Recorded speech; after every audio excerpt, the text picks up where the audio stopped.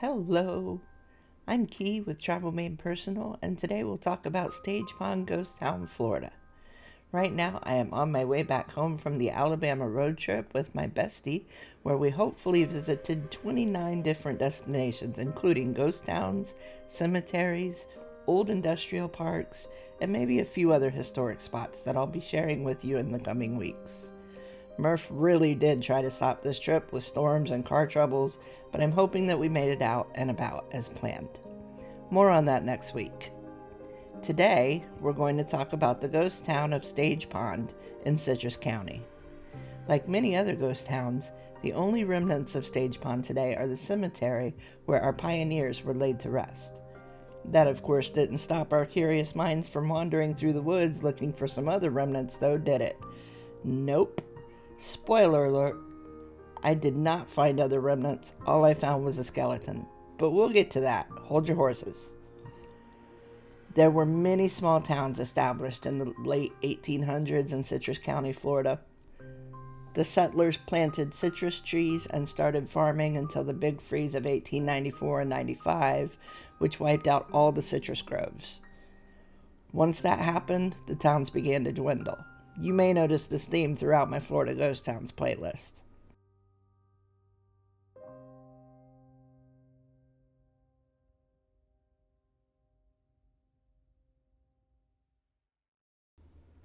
The ghost town of Stage Pond is located in Citrus County, Florida, and has a rich history that reflects the broader development of the state during the 19th century. The town dates back to the early 1800s when settlers were drawn to the area due to its natural resources, such as its namesake pond, which provided water and fertile land. The pioneers that settled the area were the Sparkmans, Sadlers, Leggettes, Casons, and Rooks, among others. They were mostly farmers in 1885 when the town's population was a whopping 12 people.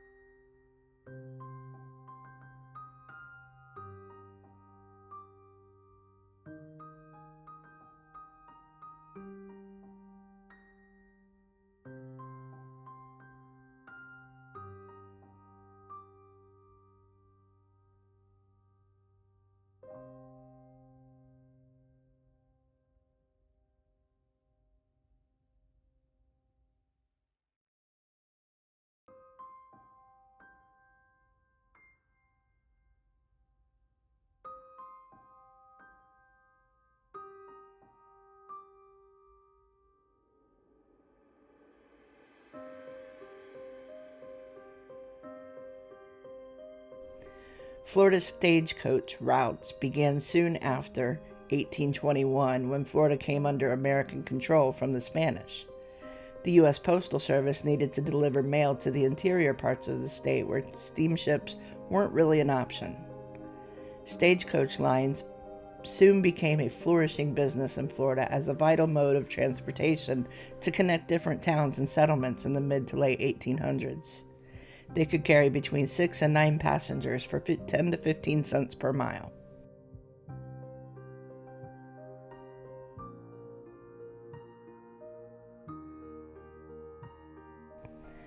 A stagecoach is basically a wooden box on 4 wooden wheels drawn by a team of 2 to 6 horses.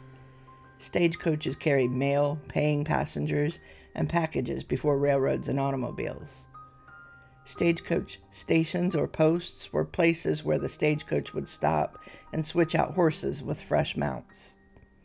The only other ways to really travel during this time were to walk, take a wagon, or go by horseback. The post office in Stage Pond was established in 1879 and was operated by Mr. Stanley until it closed in 1903. Mr. Stanley also ran the general store. Stage Pond was built around the turpentine still operated by Mr. Smith, and the convict camp that may have run it held 25 to 35 prisoners. In fact, the prison camp was the reason the town was distinguished. The Citrus County Centennial in 1987 reported that Stage Pond's townspeople would come out to watch the convicts play baseball.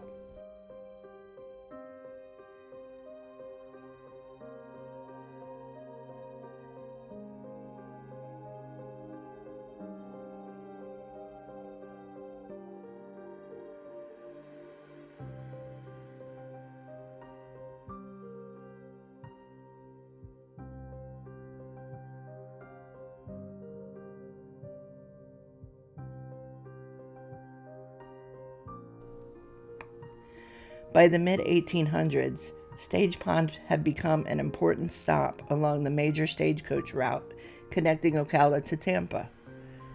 This made it a vital hub for transportation, communication, and commerce.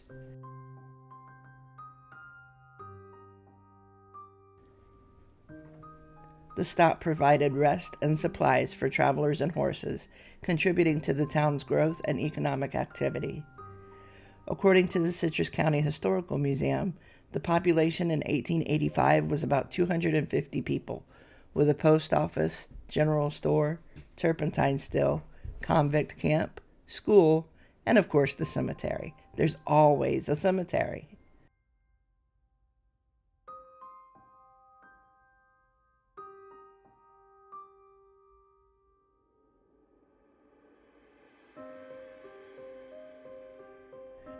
Walter Renfro's grave seems to be one of the first burials in Stage Pond Cemetery in 1901.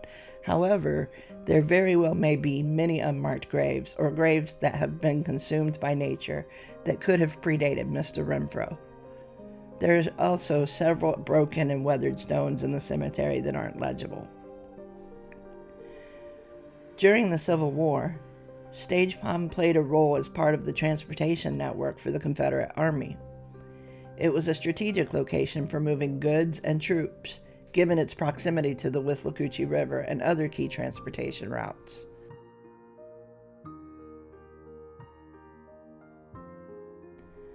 In an article of the St. Petersburg Times on June 24, 1987, Barbara Berendt reported that Stage Pond used to plant oak trees around the community's old schoolhouse. A student at Pasco Hernando Community College, Paula Perry, discovered some information about the old ghost towns in Citrus County. She reported her findings to the Historical Society and said that trees could still be seen, but the schoolhouse couldn't, as only a little of the foundation remained at that time.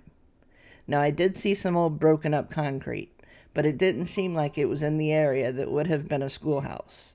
I couldn't tell if they were remnants of the old town or just something that someone had since dumped there.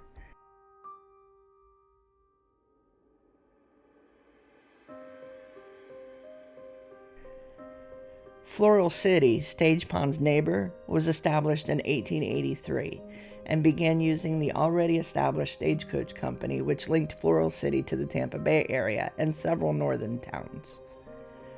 But the growing community necessitated more public transportation to provide easier access to the Gulf Coast towns of Chassahowitzka, Ozello, Homosassa, and Crystal River. So in 1888, they extended the stagecoach service along an old wagon trail, which linked the coastal communities with Floral City via Stage Pond and Manfield. The trail became known as the Stagecoach Trail, which is now County Road 480. It took the stagecoaches about 4 hours to make the trip from Floral City to Homosassa, with 2 runs daily except Sundays. But the schedule was often plagued by breakdowns because of how rough the trail was, with ruts, flooding, and washouts. Despite those issues, stagecoaches were the main mode of transportation and mail delivery during this time.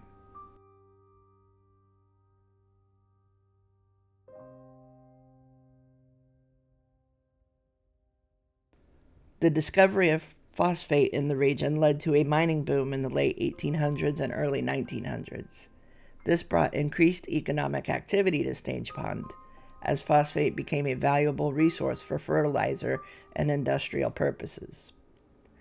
Railroads were constructed to transport phosphate from the mines, further connecting the area to other parts of Florida and beyond. The South Florida Railroad was extended through Floral City in 1893 as part of the Henry B. Plant system. At this time, there were around 100 different railroads in Florida, and Mr. Plant was competing to buy up and extend his existing lines around the state with fellow railroad magnate Henry M. Flagler.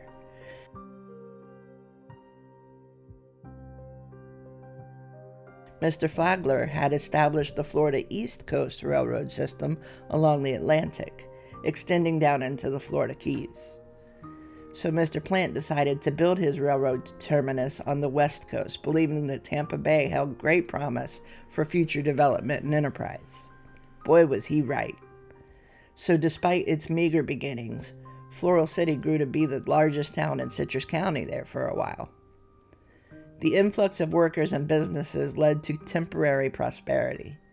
Prior to 1920, the community of Stage Pond was thriving with 2 churches, a tavern, general store, and an inn, as it was on the main coach line from Jacksonville to Homosassa and was a stagecoach way station.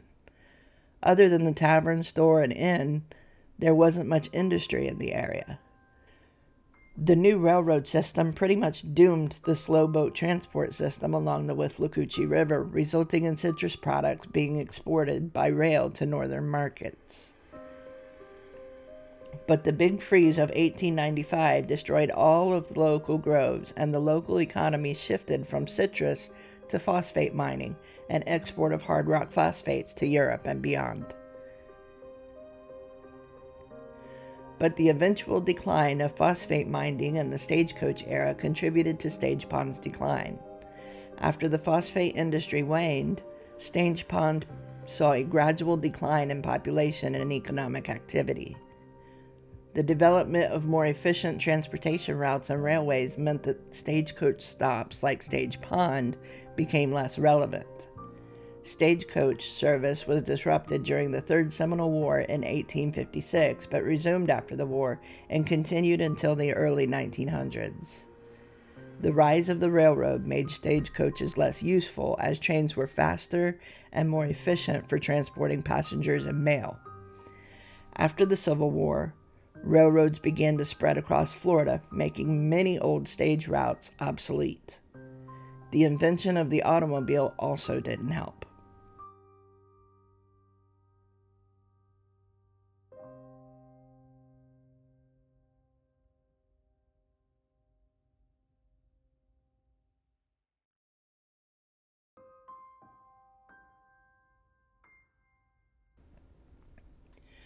By the mid-20th century, many residents had moved away, and the town's structures fell into disrepair, leading to its status as a ghost town. Today, Stage Pond is an interesting historical site for those of us interested in Florida's early settlement and transportation history. Remnants of old Stagecoach Road and a few historical structures can still be seen, though the area is largely uninhabited. The nearby Stage Pond Cemetery, one of the oldest cemeteries in Citrus County, serves as a reminder of the town's historical significance and the people who once lived there. There are some claims that folks have experienced haunted activity in this cemetery. I was able to find reports of voices being heard, movement, cold spots, and being touched. Some even go as far as to say they were stalked by something very intelligent. Do you think the cemetery could be haunted by the old pioneers of Stage Pond? Would you hang out there at night to try and find out? Let me know in the comments below. Personally, I did not feel or see anything creepy while I was there. Overall, Stage Pond is another fascinating example of a town that thrived during the 19th century stagecoach era, experienced a boom with phosphate mining, and then faded into obscurity as transportation and industry evolved. As I hiked through the Withlacoochee Forest near Stage Pond Cemetery, I was hoping to find some remnants, or at least the old foundation of the schoolhouse.